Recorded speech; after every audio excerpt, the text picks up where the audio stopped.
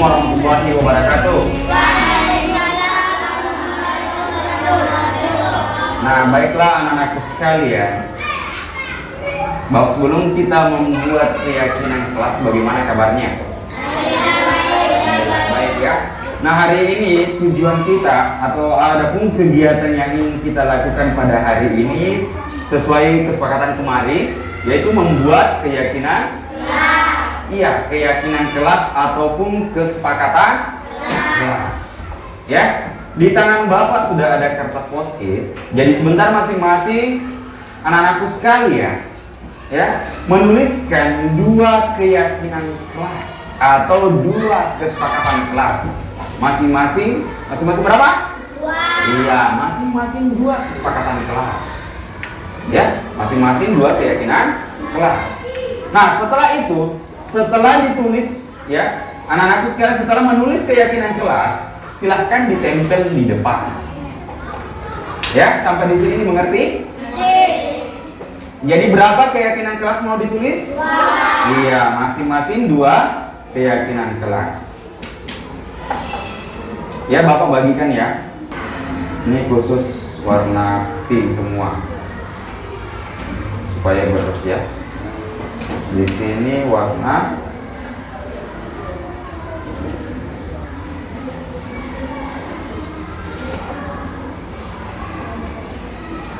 hijau.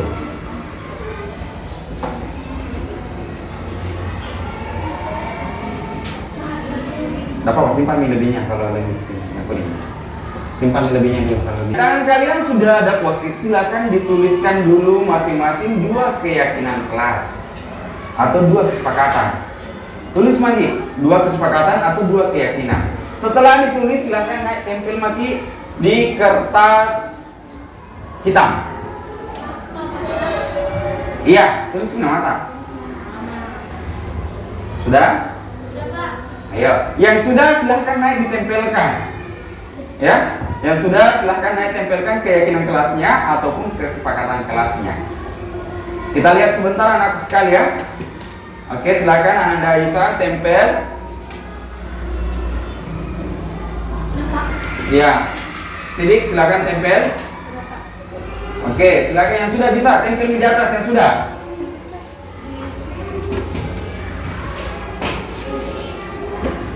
Ya, Turkina. Ya.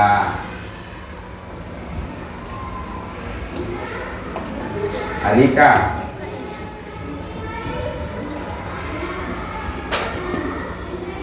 Oke. Ya. Di warna hitam, Nak. Di warna hitam.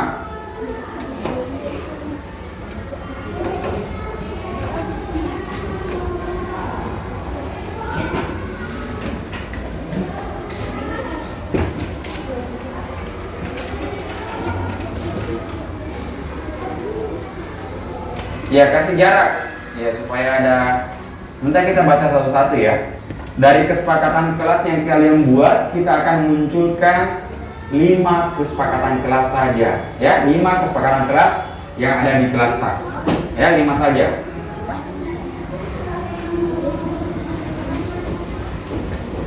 Ayo.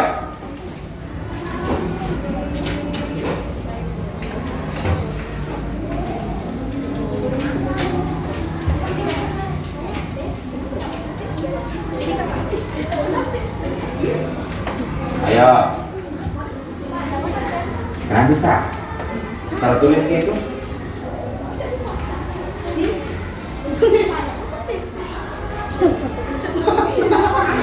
Ambil tinggal yang double tip, ambil. Ayo. Salah tulis ki. Ya. Ayo, kasih jarak, berarti di sini ya. Ayo. Kasih jarak, Nak. Pani di bawah. Iya. Ayo, sudah semua? Yang belum siapa? Ayo, coba tempelin, Nak. Sekarang Bapak mau tahu apa sebenarnya, tanya dulu ya. Apa sebenarnya itu kesepakatan kelas? Siapa yang bisa jawab? Apa sebenarnya itu kesepakatan kelas?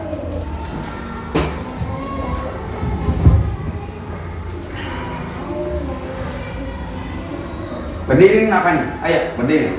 Ayo, sini. Apa itu kesepakatan kelas? Hal-hal kesepakatan kelas adalah hal-hal atau aturan yang disepakati satu kelas. Oke, kasih aplaus dulu Ananda Pak di bawah.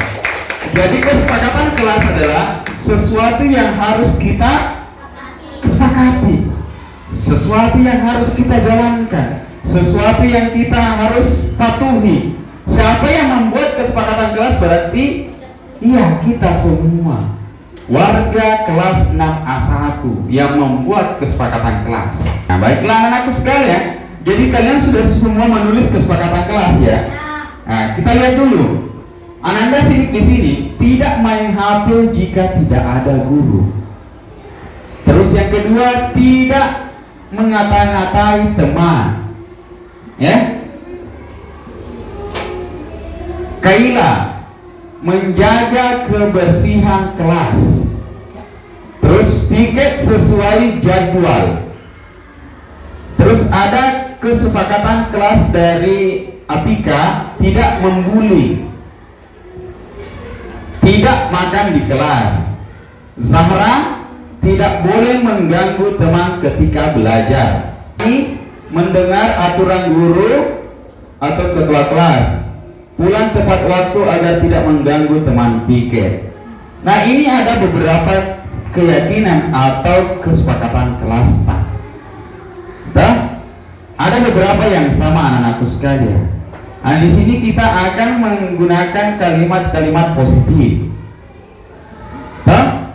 Kalimat positifnya. Kira-kira ya dari sebanyak ini kesepakatan kelas, kita mau munculkan dulu 5 dalam kelas supaya mudah diingat. Bisa minta tolong siapa yang namanya? Alika, bisa tulis di atas? Nah, oke, Alika, datang tepat waktu nomor 1. Kasih besar-besarin supaya yang lain lihat ki. Perbaiki tulisan tadi kan? Iya.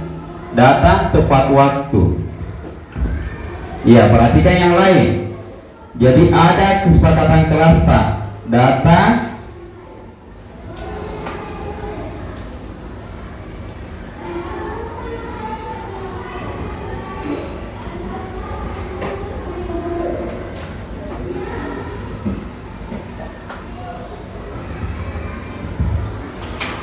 Oke, datang tepat waktu. Itu yang pertama. Kira-kira yang kedua apa? Kira-kira?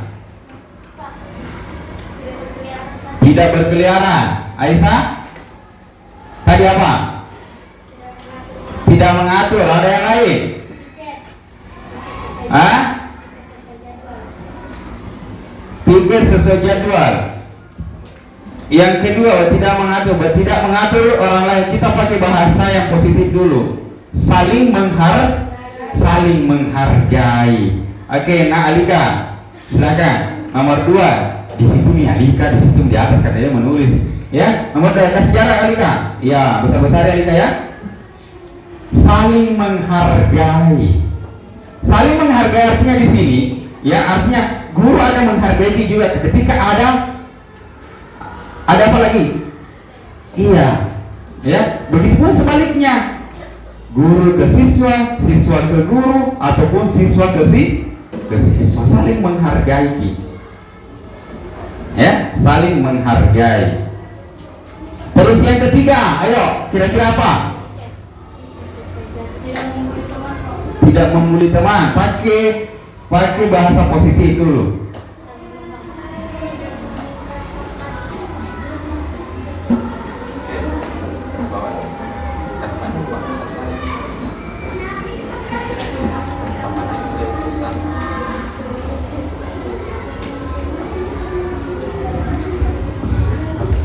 Ya.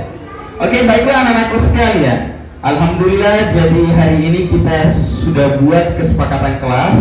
Ya, Bapak ulang kembali lagi, ada 5 kesepakatan kelas. Yang pertama apa? Datang tepat waktu.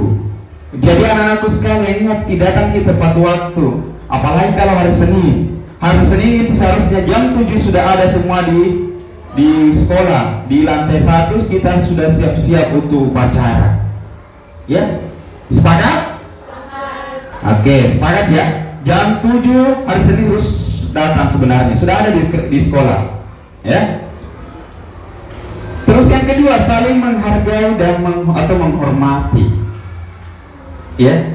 Saling menghargai. Ketika Bapak guru atau ada jam pelajaran lain, itu pada saat pembelajaran tidak boleh ribut.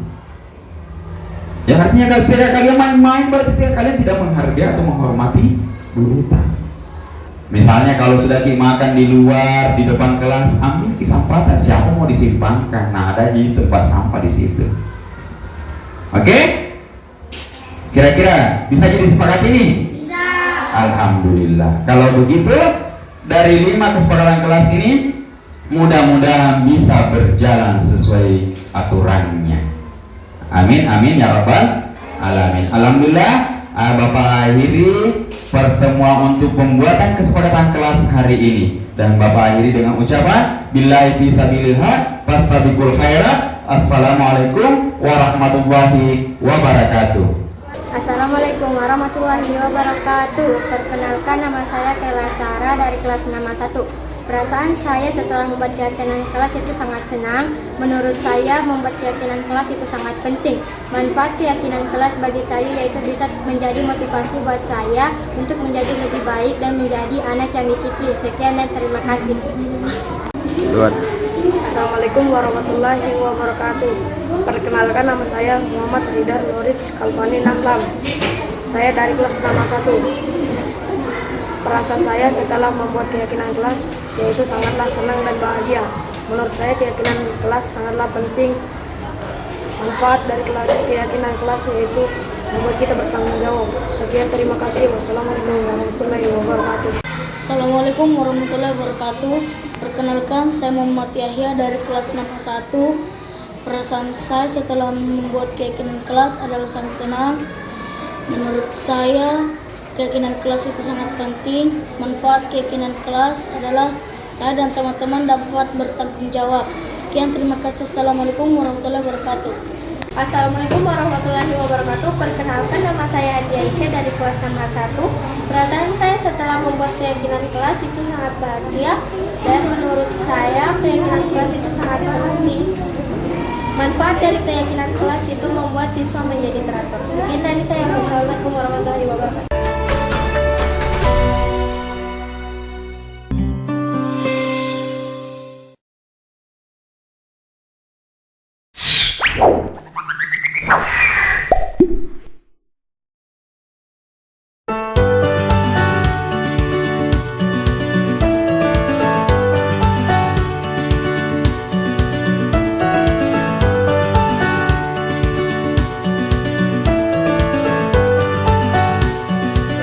Assalamualaikum warahmatullahi wabarakatuh. Yang terhormat Kepala UPTD SD 2 Maros atau yang mewakili beliau, yang terhormat Bapak Ibu Guru UPTD SD 2 Maros, puji syukur kita panjatkan kehadirat Allah Subhanahu wa Ta'ala, sebagaimana Ia telah melimpahkan rahmat dan hidayahnya kepada kita semua, sehingga kita masih sempat berkumpul di tempat ini guna mengikuti tugas dari calon guru penggerak, yaitu diseminasi modul 1.4 budaya positif. Baiklah Bapak Ibu, saya ucapkan banyak terima kasih atas kesempatan dan sehingga Bapak Ibu sempat hadir di siang hari ini. Nah, sebelum ini Bapak Ibu pasti pernah mendengar budaya positif. Ya. Kira-kira apa sebenarnya itu budaya positif? Pasti ada yang tahu Bapak Ibu? Kebiasaan yang baik. Ya, kebiasaan baik. Ada lagi? Komat? Perilaku yang baik. Perilaku yang baik. Kebiasaan berkaitan dengan adat istiadat. Kebiasaan berkaitan dengan adat istiadat. Nah, itu semua termasuk budaya positif yang akan kita ciptakan atau kita hadirkan di lingkungan sekolah kita. Nah, baiklah Bapak Ibu, sebelum materi ini saya mulai, di sini akan ada soal pretest terkait masalah tentang budaya positif. Tapi Bapak Ibu saya bagikan ya.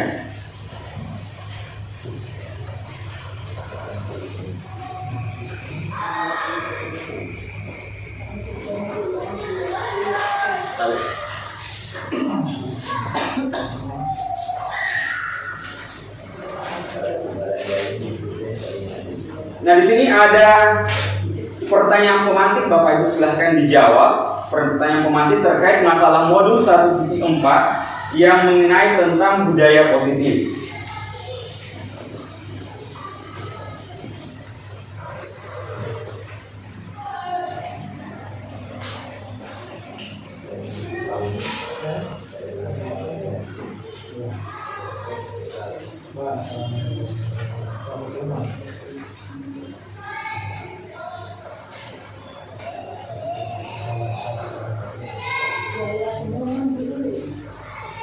Ya, namanya pretest dulu aja, siapa tahu sebentar di belakang ada peningkatan setelah mengikuti diseminasi modul 1.4 ini.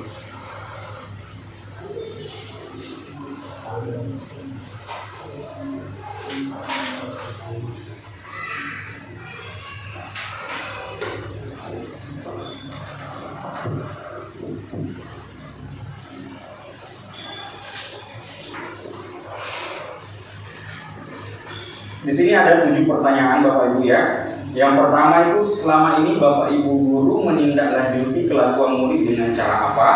Terus yang kedua, dalam 1 tahun ini apakah di kelas Bapak Ibu membuat kesepakatan kelas? Ketiga, apakah Bapak Ibu menerapkan keyakinan kelas kepada murid? Yang keempat, apakah kebutuhan dasar yang paling sering jadi penyebab tindakan murid? Yang kelima, hal apakah yang paling ini Bapak Ibu terapkan di kelas atau sekolah sebagai budaya positif? Keenam, dalam menerapkan disiplin positif, Bapak Ibu memiliki peran atau posisi kontrol yang bagaimana? Terus yang ketujuh, hal apa yang paling ingin Anda lakukan saat ini dengan guru lain di sekolah untuk menumbuhkan budaya positif? Jadi ada 7 pertanyaan Bapak Ibu ya.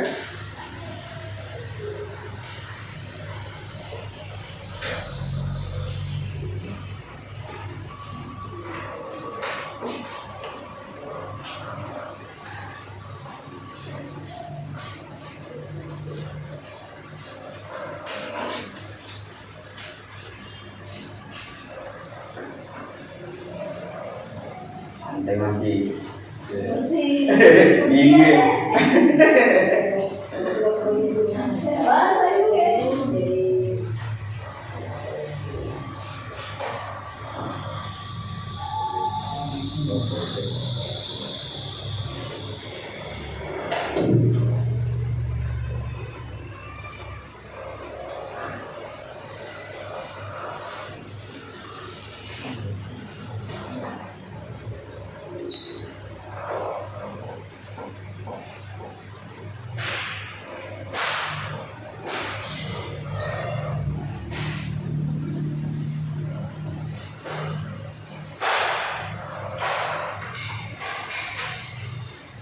Bagaimana Bapak Ibu?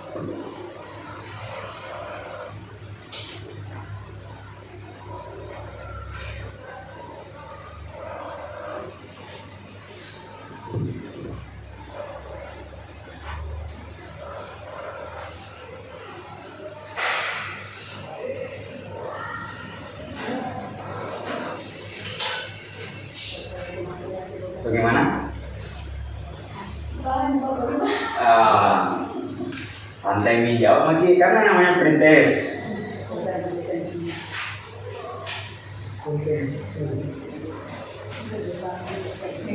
Iya.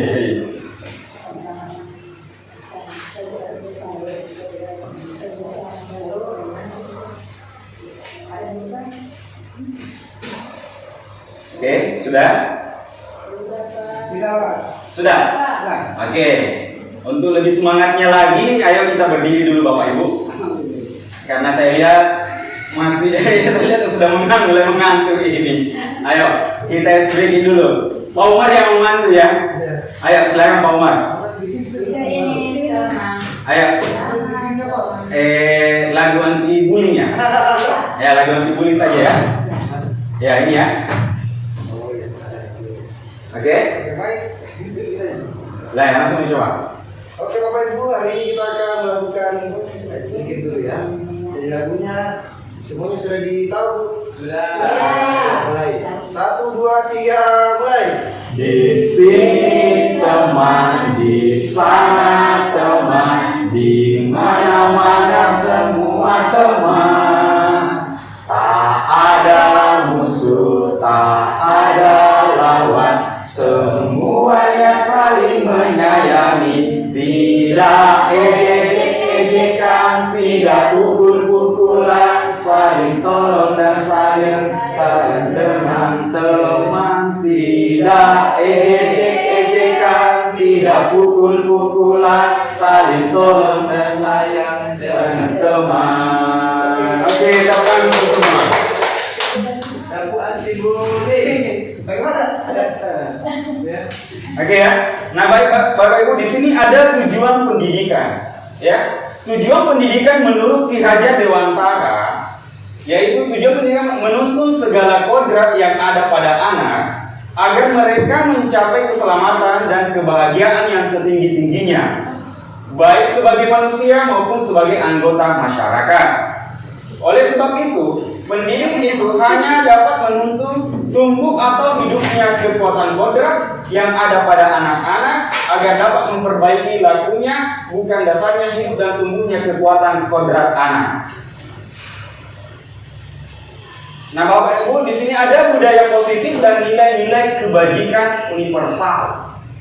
Ya, tadi Bapak Ibu sudah menyebutkan yang mana saja itu nilai atau budaya positif yang ada di sekolah.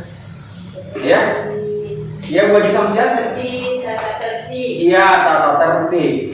Ya. Nah, di sini ada disiplin positif. Disiplin positif merupakan cara yang dilakukan untuk mengarahkan murid bagaimana mengontrol dirinya dalam memilih tindakan sesuai dengan nilai-nilai kebajikan yang diyakininya. Nilai-nilai kebajikan yang disepakati bersama secara umum misalnya ada nilai kejujuran, terus keadilan, tanggung jawab, disiplin, kebersihan, dan sebagainya. Konsep utama budaya positif ada 7 Bapak Ibu. Yang pertama, perubahan paradigma belajar. Terus yang kedua, disiplin positif. Yang ketiga, kebutuhan dasar manusia. Yang keempat, motivasi perilaku manusia. Yang kelima, restitusi posisi kontrol guru. Yang keenam, keyakinan kelas. Dan yang terakhir, segitiga restitusi. Nah, di sini Bapak Ibu pasti pernah mengenal atau pernah mendengar dari beberapa konsep utama budaya positif. Apalagi Bapak Ibu baru-baru ini melaksanakan tugas yang ada di PMM, hampir sama materinya Bapak Ibu.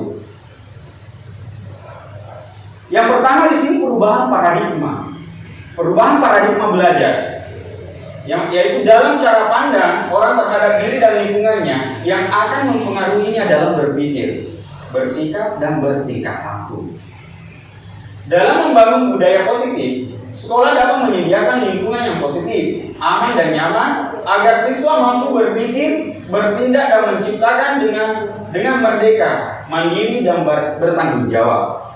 Terus di sini yang terakhir ada disiplin sangat berkaitan dengan kontrol guru terhadap siswa. Ya. Jadi tujuan sebenarnya di sini Bapak Ibu untuk menciptakan budaya positif di lingkungan sekolah kita. Bagaimana cara kita menciptakan budaya positif di lingkungan sekolah kita? Nah, di sini ada dan Anda dan teman akan melakukan kegiatan. Di sini kita ada kegiatan Bapak Ibu. Saya minta tolong secara berpasangan, ya, berpasangan. Ada yang bagian, ya, ada yang bertindak sebagai A, bertindak sebagai B.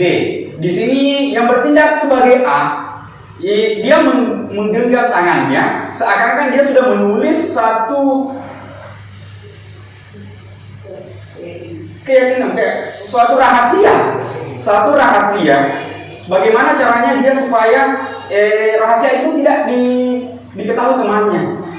Tapi ini sayang satu temannya membujuk. Bagaimana caranya dia, terserah dia mau memarahi caranya atau menggoda, menggelitik, bahkan menawari, terserah bagaimana cara untuk membujuk teman supaya rahasianya itu kita ketahui.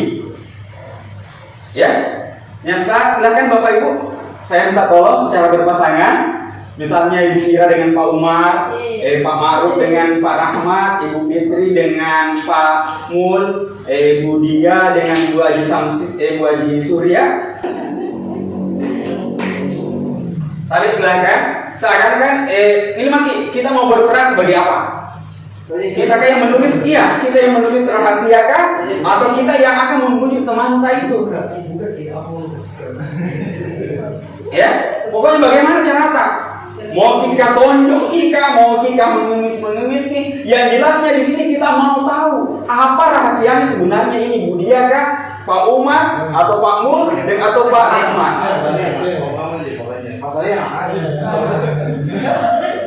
Ya, bagaimana caranya kita membujuk? Ya, yang mendengar namanya tidak mau tahu. Terserah dia mau iya. Tapi ya, bagaimana cara mau membujuk ini teman supaya ini rahasianya bisa kita ketahui. Kasih Mas Antam. Ya. Ayo silakan Bapak Ibu.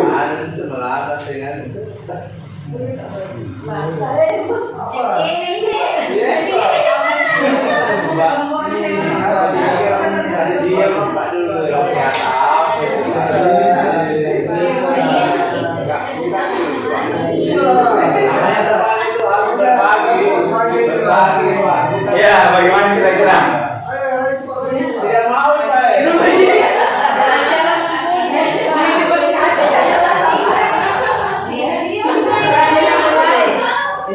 Oke, Bapak Ibu baik.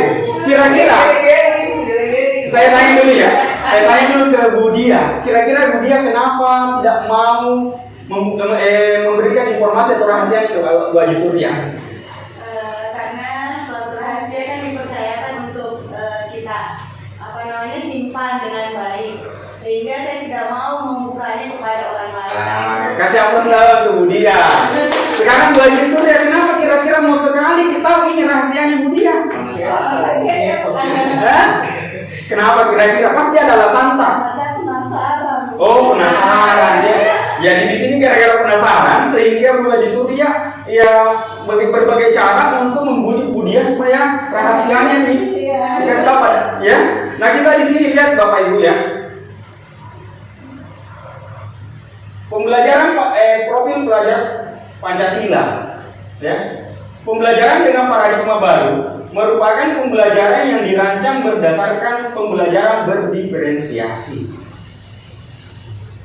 Sehingga para peserta ini belajar sesuai dengan kebutuhannya berdasarkan tahap perkembangan sesuai teori psikologi modern untuk mewujudkan profil pelajar Pancasila. Nah, di sini perubahan paradigma belajar Ibu. Ilusi guru mengontrol murid. Terus ilusi bahwa semua penguatan positif efektif dan bermanfaat. Ada ilusi bahwa kritik yang membuat rasa bersalah mampu menguatkan karakter. Ilusi bahwa orang dewasa berhak memaksa. Di sini ada kata ilusi Bapak Ibu. Kira-kira apa sebenarnya itu ilusi? Apa sebenarnya itu ilusi? Iya, hayalan. Jadi berdasarkan tadi percobaan tadi, kira-kira siapa yang memegang kontrolnya anak? Ya, kalau kita lihat tadi, kira-kira siapa yang memegang kontrolnya itu? Apakah kita? Apakah yang punya rahasia itu?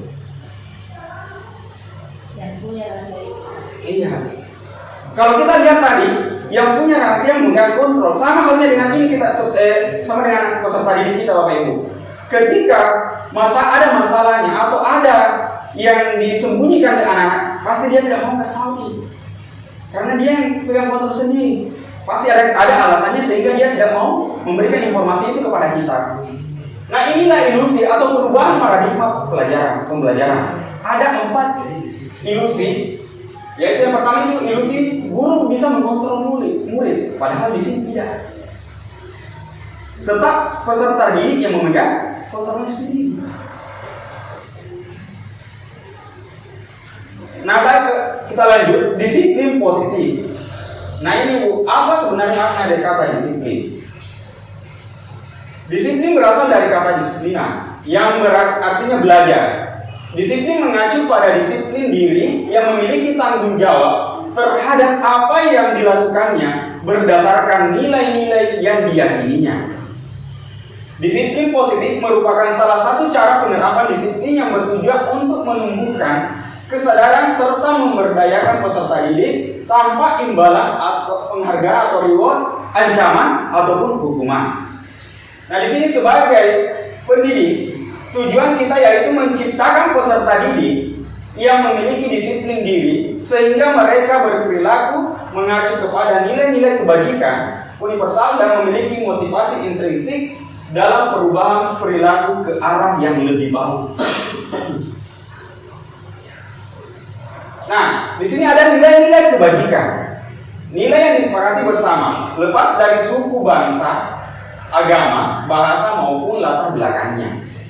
Contoh nilai kebajikan institusi atau organisasi yaitu profil pelajar Pancasila, beriman dan bertakwa kepada Tuhan Yang Maha Esa, berakhlak mulia, berkebinekaan global, gotong royong, mandiri, kreatif dan bernalar kritis. Ini yang sering kita nyanyikan ke peserta didik kita baru.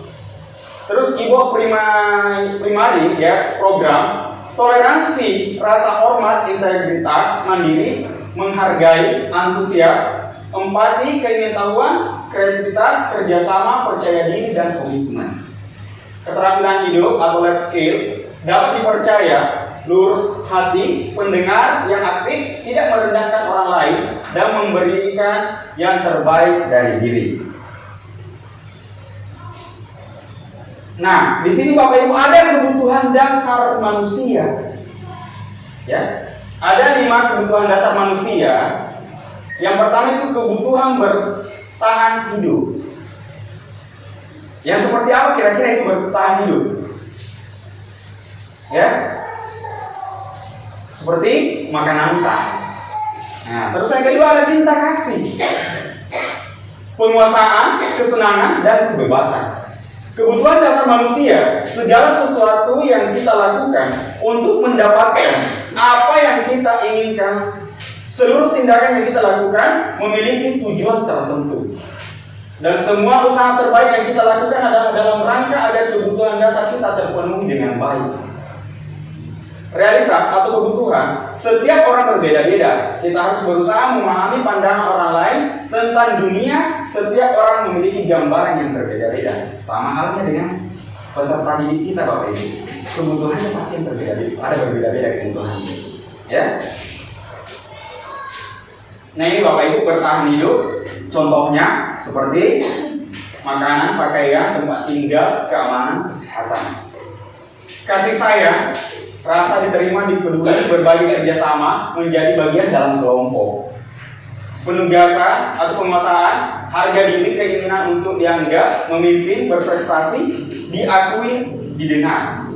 Kebebasan, mandiri, memiliki pilihan, mencoba hal baru, mampu mengendalikan arah dirinya. Kesenangan bermain, humor, antusiasme, tertawa. Ya, ini yang pernah biasa pasti kita lihat di peserta didik kita Bapak Ibu. Motivasi perilaku manusia. Nah, di sini tadi ada motivasi ekstrinsik dan intrinsik. Untuk menghindari ketidaknyamanan atau hukuman, untuk mendapatkan imbalan penghargaan dari orang lain. Ini motivasi ekstrinsik, ya, dari luar. Ini bukan jangka, ya, artinya ini tidak jangka panjang nih. karena hanya mau mendapatkan penghargaan, imbalan. Ya. Akan tetapi ketika peserta didik kita memiliki motivasi intrinsik untuk menjadi orang yang mereka inginkan dan menghargai diri sendiri dengan nilai-nilai mereka yang mereka percaya, ini jangka panjang. Ya.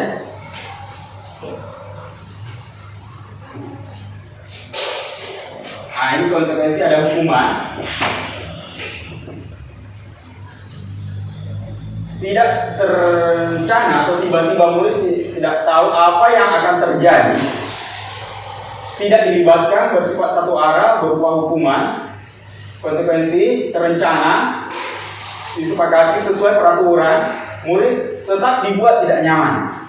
Sikap guru selalu memonitor murid. Restitusi, proses menciptakan kondisi bagi murid untuk memperbaiki kesalahan. Proses kolaboratif yang mengajarkan murid untuk mencari solusi sendiri. Ya. Nah, di sini ada perbedaan antara hukuman, konsekuensi, dan restitusi, Bapak Ibu. Kalau dilihat dari ketiganya, kira-kira ya kita pilih yang mana, Bapak Ibu? Restitusi ya. Artinya di sini kita menciptakan kondisi murid untuk memperbaiki kesalahannya. Ya, proses kolaboratif yang mengajarkan murid untuk mencari solusinya sendiri, apa masalahnya dari masalahnya. Hukuman dan sanksi atau konsekuensi. Nah, ini contoh kasus, IPA kurang menguasai pelajaran matematika, sehingga pada saat pelajaran tersebut berlangsung, dia lebih banyak berdiam diri atau menggambar di buku pelajarannya. Pada saat guru matematika, Pak Seno menanyakan pertanyaan, IPA menjadi gugup dan tak sengaja menjatuhkan tasnya dari kursi, serta tiba-tiba menjadi gagap pada saat berupaya menjawab. Seluruh kelas pun tertawa melihat perilaku IPA yang berbicara tergagap dan terkejut tersebut. Pak Seno pada saat itu membiarkan teman-teman IPA menertawakan IPA yang tergagap dan malu luar biasa, dan malahan minta IPA untuk maju ke depan dan berdiri di depan kelas sambil menunjuk hidungnya karena tidak bisa menjawab pertanyaan dari Pak Seno. Kelas makin gaduh dan anak-anak pun tertawa melihat IPA di depan kelas memegang ujung hidungnya. Apakah Anda setuju dengan tindakan Pak Seno terhadap IPA? Menurut Anda, tindakan Pak Seno terhadap IPA adalah sebuah hukuman atau konsekuensi? Kira-kira Bapak Ibu apakah kita setuju dengan perlakuan Pak Seno terhadap IPA? Tidak ya? Kalau melihat kasus ini di atas, apakah termasuk sebuah hukuman atau konsekuensi?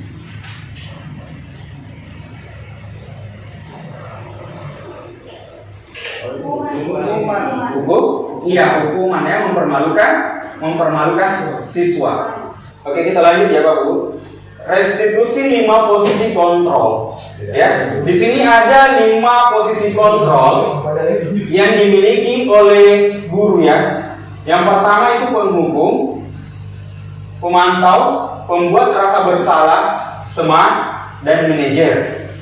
Ya, kira-kira dari kelima posisi kontrol ini, Bapak Ibu kira-kira berada di posisi yang mana selama ini? Manajer. Selama ini di posisi mana Bapak Ibu? Kalau saya di penghukum. Di posisi penghukum. Pak Mulyadi di posisi penghukum. Kalau Pak Maru? Juga di posisi penghukum. Penghukum. Pak Ahmad? Pembuat merasa bersalah. Bu Adi Surya?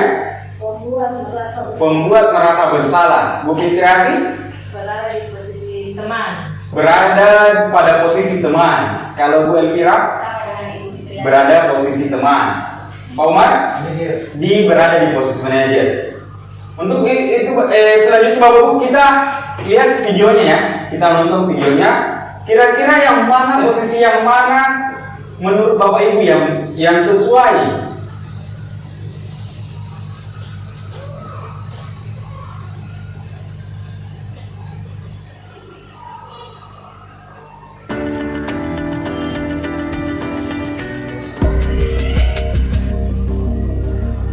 Ini Bapak Ibu ada satu video yang memuat 5 posisi kontrol kita bisa lihat, kita bisa coba Naren! yang mana kira-kira posisi kita.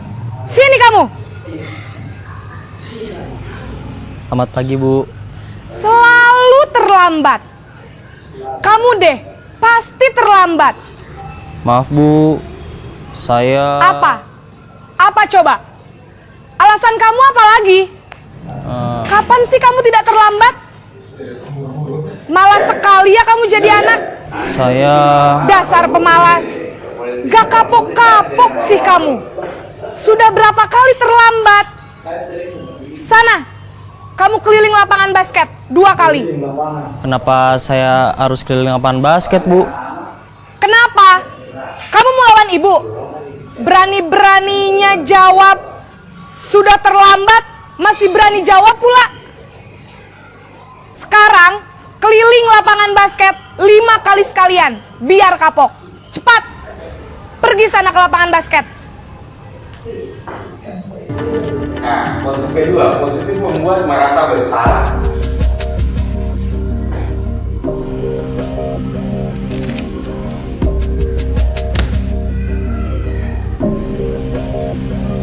Naren!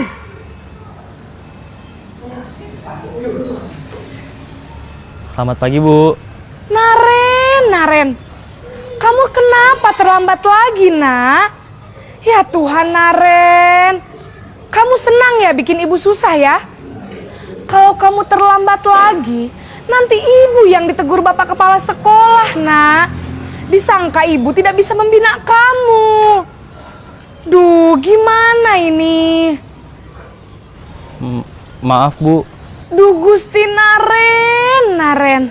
Kamu suka ya kalau ibu ditegur bapak kepala sekolah? Terus, sekarang ibu harus tulis apa ini di buku absen? Ini kamu sudah sering terlambat loh. Ibu harus apa coba? Maaf, Bu. Maaf sekali. Ya sudah, lain kali jangan bikin ibu susah lagi ya, nak ya. Ibu tidak akan kuat lagi kalau kamu begini terus. Bisa jantungan kalau ibu ditegur bapak kepala sekolah. Sana cepat ke kelas. Maaf ya, Bu. Maaf sekali. Posisi pembuat rasa bersalah berbicara dengan nada tenang. Posisi teman. Ini yang biasa dilakukan Ibu Fitriani dengan siswanya. Ya, Ibu Fitriani. Naren! Ibu Elvira. Selamat pagi, Bu. Wah, sudah jam berapa ini, nak? Terlambat lagi ya, sayang. Iya, Bu. Habis ibu saya lupa bangunkan saya, Bu. Kamu malah menyalahkan ibu kamu. Kamu bukannya anak yang larinya paling kenceng. Kok terlambat sih? Iya, Bu. Saya memang terlambat bangun tadi. Jadi, biarpun saya lari kencang, tetap gak kekejar, Bu. Ya sudah sana, nanti lain kali larinya lebih kenceng lagi ya. Biar gak terlambat lagi. Bikin seneng ibu, demi ibu. Bisa kan?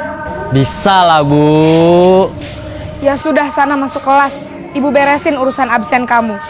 Kamu ini ada-ada saja. Nah, ketiga posisi pemantau atau monitor.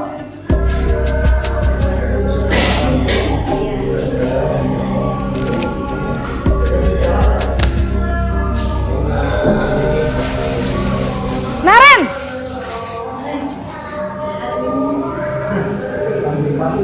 Selamat pagi, Bu. Naren, apa peraturan sekolah kita tentang jam berapa kita harus masuk sekolah, nak? Kita harus di sekolah jam 7, Bu. Iya, betul. Sekarang sudah jam 7.20. Naren sudah tahu konsekuensinya jika terlambat hadir. Paham, Bu. Saya harus tinggal kelas pas jam istirahat selama 20 menit. Iya, benar. Konsekuensinya demikian. Jadi nanti jam 9.30 pas istirahat, kamu harus tinggal di kelas, kerjakan tugas tambahan untuk ketertinggalan kamu, ya? Baik, Bu. Yang terakhir posisi manajer. Ya, posisinya Pak Umar. selama ini katanya Komar berada pada posisi manajer. Kita lihat dulu ya. Naren! Naren. Selamat pagi, Bu. Selamat pagi, Naren. Maaf, Bu. Saya terlambat. Iya, sekolah masuknya jam 7, sekarang sudah jam 7.20. Jadi sekarang bagaimana ini, Naren? Maaf, Bu. Saya lupa setel alarm saya semalam. Baiklah, menurut kamu, keyakinan sekolah yang mana yang perlu kamu tingkatkan? Menghargai diri sendiri dan orang lain mungkin ya, Bu. Setuju. Jadi, apakah Naren meyakini prinsip saling menghormati tersebut? Iya, Bu. Saya meyakininya. Apakah Naren bersedia memperbaiki masalah keterlambatan ini? Bersedia, Bu. Bagaimana kamu akan perbaiki masalah keterlambatan ini? Saya akan coba untuk tidak lupa menyetel alarm saya, Bu. Baik, kalau Naren lupa menyetel alarm di rumah, ada orang yang kira-kira bisa bantu mengingatkan tidak? Ada, Bu. Kakak saya, Kak Ema. Ada lagi selain Kak Ema? Selain Kak Ema, ada ibu saya. Baik, jadi yang mengingatkan Naren adalah Kak Ema dan ibu kamu ya? Kira-kira akan mulai setel alarm kapan nih, Naren? Setelah pulang sekolah, akan segera saya lakukan. Baik, jadi Naren akan setel alarm untuk bangun besok pagi dan akan diingatkan oleh kakak dan ibunda Naren ya. Ada lagi yang mungkin perlu dilakukan, Naren? Agar tidak terlambat bangun lagi. Tidak ada, Bu. Baik, Naren. Terima kasih untuk kerjasama kamu. Sekarang kamu perlu kembali ke kelas untuk belajar. Baik, Bu. Terima kasih. Nah, itulah Bapak Ibu contoh kasus dari 5 posisi kontrol. Menurut Bapak Ibu, kira-kira posisi kontrol yang mana yang paling cocok buat Bapak Ibu untuk terapkan di sekolah atau di kelas masing-masing? Posisi? Manajer. Kira-kira kenapa? Pasti ada alasan Bapak Ibu sehingga Bapak Ibu memilih posisi manajer. Murid diminta untuk maksudnya siswa yang mencari solusinya sendiri. Oke ya Bapak Ibu. Jadi di sini posisi manajer, ya, posisi kontrol, posisi manajer, di mana siswa mencari solusinya tersendiri dari permasalahan yang dihadapinya. Nah, kita lihat Bapak Ibu, dari kelima posisi kontrol guru, ternyata posisi kontrol paling ideal yaitu posisi manajer. Karena kenapa? Sebagai seorang guru, dalam menghadapi dan menyelesaikan masalah yang dilakukan oleh murid, tugas seorang manajer bukan untuk mengatur perilaku seseorang, akan tetapi membimbing murid untuk dapat mengatur dirinya. Seorang manajer bukan memisahkan murid dari kelompoknya, tetapi mengembalikan murid tersebut ke kelompoknya dengan lebih baik dan kuat. Ciri khas posisi kontrol manajer yaitu nada suara yang tulus, bahasa tubuh tidak kaku, mendekat ke murid. Misalnya, nah, apakah kamu mengetahui jam berapa sekolah dimulai? Beda halnya kalau posisi penghukum ya. Biasanya kalau posisi penghukum biasa nadanya keras, lantang, ya. Kita lihat Bapak Ibu, contoh penerapan 5 posisi kontrol guru, yaitu dalam kasus siswa terlambat ke sekolah. Penghukum biasa di sini Bapak Ibu guru menggunakan kalimat terlambat lagi, pasti terlambat lagi, selalu datang terlambat. Kapan misalnya datang tepat waktu? Nah, di sini biasanya kita kasih hukuman, ya, pergi cuci, ya, bersihkan WC atau menghormat pada bendera. Terus membuat merasa bersalah. Biasanya kita gunakan kalimat, berapa kali ibu bapak harus memberitahu kamu? Kamu selalu saja mengecewakan ibu bapak. Posisi manajer, apakah kamu tahu kesalahanmu? Kira-kira bagaimana kamu memperbaiki kesalahanmu? Terus di posisi teman, Adi, ayolah, bagaimana sih kamu? Kemarin kamu sudah janji kepada Bapak, kan? Kenapa kamu terlambat lagi? Posisi pemantau, kamu terlambat 15 menit. Apakah kamu sudah mengerti konsekuensi yang harus dilakukan bila terlambat? Ya. Nah, di sini Bapak Ibu, berdasarkan kasus ya terlambat ke sekolah, ternyata posisi manajer yang paling ideal yang seharusnya digunakan oleh seorang guru. Kenapa? Karena di sini menurut ya versinya tadi Pak Rahmat, karena di sini siswa dituntut untuk menemukan sendiri solusi dari permasalahan yang dihadapinya. Ya. Nah, kita lihat Bapak Ibu di sini, posisi kontrol apakah aku? Saya kecewa sekali dengan kamu. Masuk posisi kontrol apa kira-kira ini? Merasa bersalah ya. Membuat rasa bersalah. Terus yang kedua, kamu tidak pernah benar melakukannya. Posisi kontrol apa kira-kira ini Bapak Ibu? Penghukum.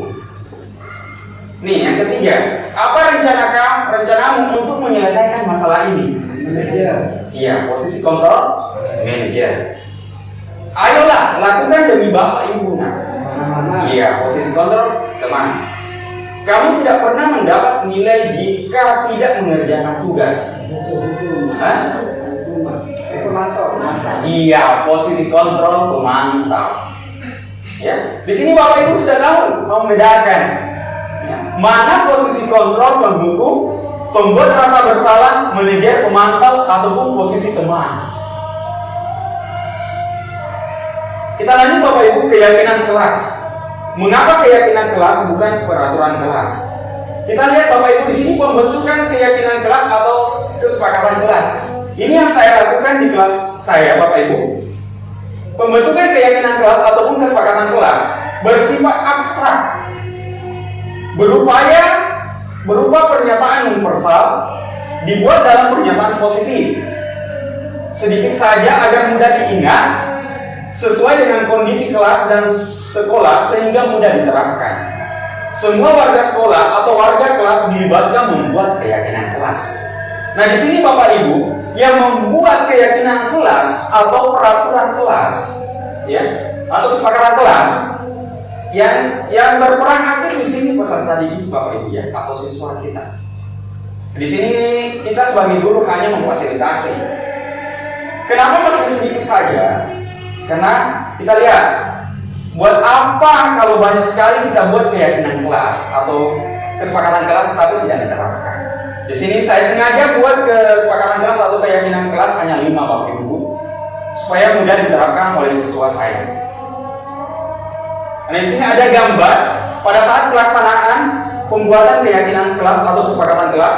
Di gambar pertama di sini siswa menuliskan kesepakatan kelas atau keyakinan kelasnya. Terus siswa menempelkan dan ini adalah hasilnya. Setelah hasilnya di sini,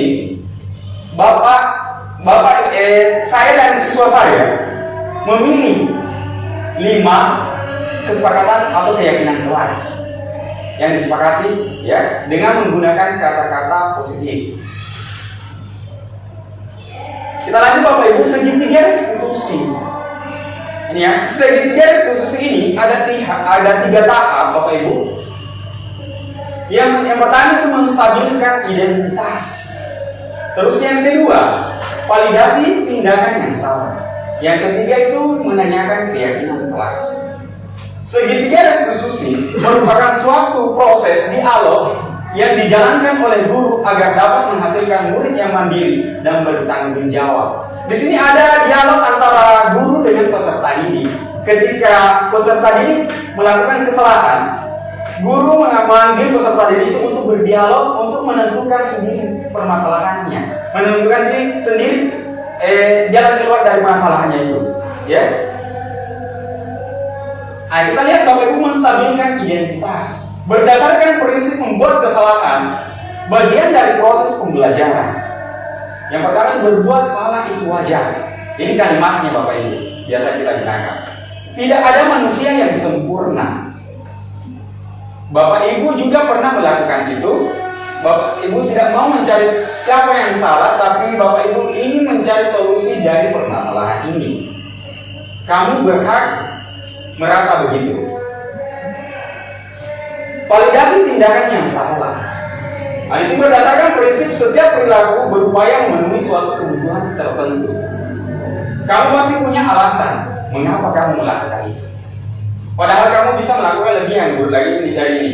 Kamu patut bangga karena telah melindungi sesuatu yang penting buatmu. Kamu melakukannya karena mempertahankan sesuatu yang penting bagimu. Nah, ini biasanya kalimat yang digunakan ketika validasi tindakan yang salah kita lakukan pada peserta didik. Ya.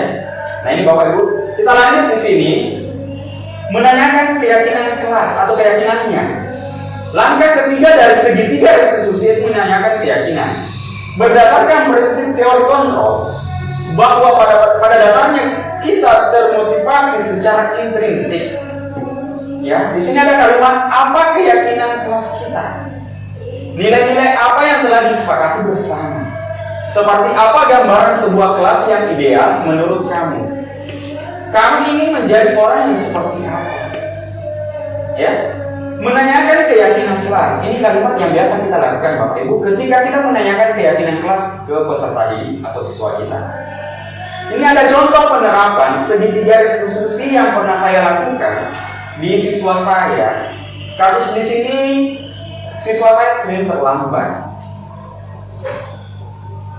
Ini saya lakukan dengan menggunakan segitiga restitusi. Ya. Menstabilkan identitas. Rider tahu ya kenapa Bapak panggil di sini? Iya, Pak. Bapak perhatikan Nak Rider sering terlambat. Iya, Pak. Menurut ingatan Nak Rider, sudah berapa kali Nak Rider terlambat? Sudah 4 kali, Pak. Sering datang terlambat, apakah itu kesalahan bukan? Iya, Pak. Nak Rider, berbuat kesalahan itu manusiawi. Setiap orang pasti pernah berbuat kesalahan. Yang penting kita bisa belajar dari kesalahan itu dan berusaha untuk memperbaikinya bersama. Iya, Pak. Saya setuju. Nak Rider, kita cari solusinya ya. Iya, Pak. Nak Rider, sering datang terlambat, pasti ada alasannya. Kenapa sih Nak Rider sering datang terlambat? Iya, Pak. Saya sering datang terlambat dikarenakan saya begadang dan main HP. Jadi saya kurang tidur, Pak. Nak Rider, masih ingat keyakinan kelas kita? Iya, Pak. Kalau sering terlambat ke sekolah, apakah sudah sesuai dengan keyakinan kelas kita? Tidak, Pak. Menurut Nak Rider, keyakinan kelas apa Nak Rider langgar? Disiplin, Pak. Menurut Nak Rider, disiplin itu apa penting buat Nak Rider? Penting agar pergi ke sekolah tepat waktu dan menghargai waktu. Betul sekali Nak Rider. Menghargai waktu itu penting dan sangat penting dan sangat bermanfaat buat kita. Seperti kita dapat menghargai orang-orang yang ada di sekitar kita. Pekerjaan menjadi tidak menumpuk dan kita juga dapat melatih rasa kepedulian kita. Iya, Pak. Saya meminta maaf dikarenakan saya sering terlambat ke sekolah. Ya Nak Rider, sikap yang sangat baik kamu sudah lakukan dengan meminta maaf. Menurut Nak Rider, apa yang akan Nak Rider lakukan supaya tidak terlambat ke sekolah lagi? Saya akan tidur cepat dan tidak begadang lagi agar tidak terlambat pergi ke sekolah. Baiklah Nak Rider, kamu sudah menemukan solusinya.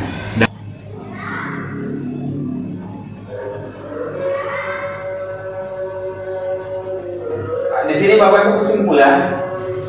Sebelum saya simpulkan, saya bagikan terlebih dahulu post testnya karena tadi sudah ada pretestnya Bapak Ibu. Silakan.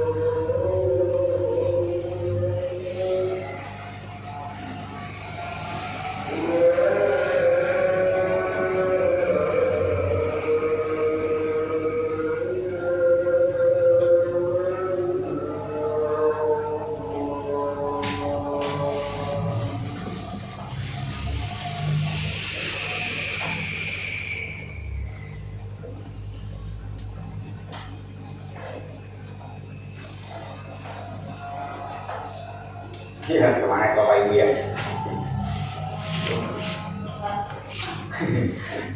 Mudah-mudahan dari hasil pemaparan ini untuk post-testnya lebih bagus dibanding pretestnya tadi. Siap, Pak. Alhamdulillah. Semangat ya.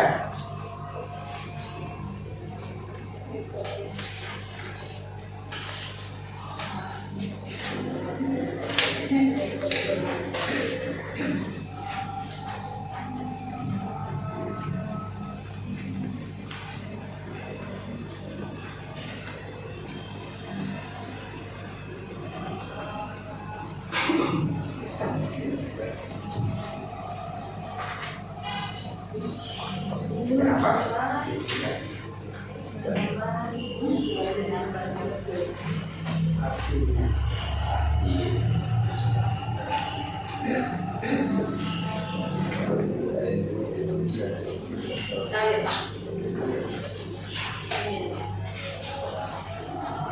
Pak Umar sudah tahu Pak Umar. Bu Elvira juga. Pak Rahman. Sudah Pak. Alhamdulillah. Terima kasih ya Pak. Terima kasih Bu. Terima kasih lagi.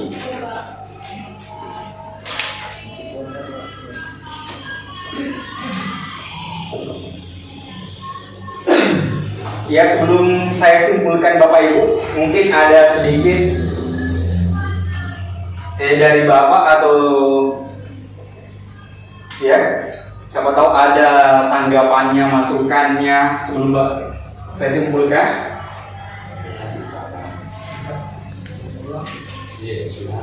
Ya, kepada Pak Mulyadi silahkan. Baik Pak, terima kasih. Ternyata saya merasa sendiri selama ini saya kurang tepat dalam melaksanakan budaya positif di sekolah ini. Yang awalnya itu di kelas itu dibuat peraturan tata tertib, tapi diperhalus lagi menjadi keyakinan keras. Kemudian satu lagi yang perlu mungkin saya perbaiki, tindakan saya setelah menghadapi permasalahan-permasalahan pada siswa, misalnya keterlambatan, keteledoran dan sebagainya, yang selama ini saya banyak-banyak memberikan hukuman, dikontrol, menghukum itu. Ternyata seharusnya sebagai seorang guru dan saya pribadi insya Allah akan melaksanakan kontrol manajer untuk menghadapi permasalahan anak-anak kita, yang mana di situ perilaku saya sebagai guru akan saya ubah, bukan lagi menghukum tetapi memberikan suatu keyakinan anak-anak untuk tidak mengulangi lagi permasalahan yang dia lakukan dengan cara menggunakan bahasa yang lebih santun, ya, mimik yang lebih bagus lagi, jadi tidak menyalahkan anak-anak, tetapi dengan mengajaknya untuk berkomunikasi dengan baik. Kemudian di situ juga mungkin bisa ditawarkan tentang bagaimana solusinya, anak itu sendiri yang memberikan solusi atau dibantu dengan Pak Guru, ya, dengan mengkaitkan dengan keyakinan kelas yang telah disepakati. Itu mungkin.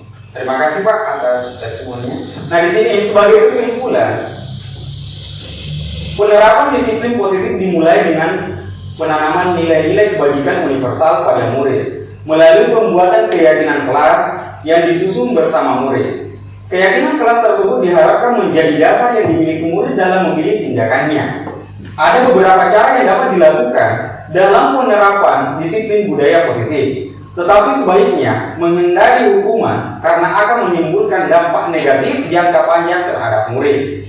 Dalam menyelesaikan masalah, guru dapat menerapkan posisi kontrol yang lebih berpihak kepada murid dengan melakukan langkah-langkah segitiga restitusi untuk mengembangkan motivasi internal murid dalam bertindak sesuai dengan nilai-nilai kebajikan yang dihargai dalam dirinya. Dalam penerapan program disiplin positif, hendaknya guru memiliki standar kepribadian, profesional, dan sosial yang baik di mana guru mampu merefleksikan dirinya dalam posisi kontrol saat ini. Bagaimana perjalanan diri sebagai atau manajer yang menuntun murid-muridnya menjadi insan yang mandiri, merdeka, dan bertanggung jawab. Nah, baiklah Bapak Ibu, semoga apa yang kita dapatkan pada sore hari ini kita bisa terapkan di kelas kita ataupun di sekolah kita. Nah, kita bisa mengetahui ternyata selama ini saya ada miskonsepsi ya. Ya, konsepsi dari posisi kontrol yang saya gunakan. Ternyata posisi kontrol yang saya harus gunakan sebaiknya itu posisi manajer dengan menggunakan segitiga restitusi. Di mana di sini anak-anak bisa menentukan sendiri atau menemukan solusinya sendiri dari permasalahannya. Mungkin itu yang sempat saya ucapkan Bapak Ibu. Terima kasih atas kesempatannya. Dan saya akhiri dengan ucapan billahi taufiq wal hidayah. Assalamualaikum warahmatullahi wabarakatuh.